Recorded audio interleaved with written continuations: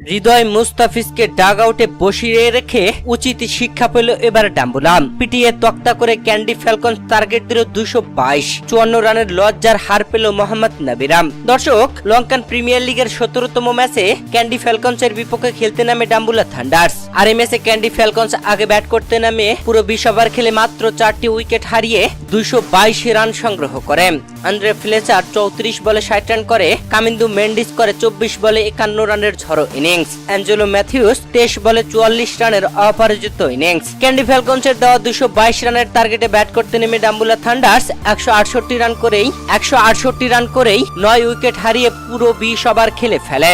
Match হেরে যায় 54 রানে। এদিন ডাম্বুলা থান্ডার্সের হয়ে বাংলাদেশি দুই টাইগারের কোনো টাইগারকেই নেয়নি, যেখানে হৃদয় ও মুস্তাফিজকে ডাগ আউটে বসিয়ে রেখেছে।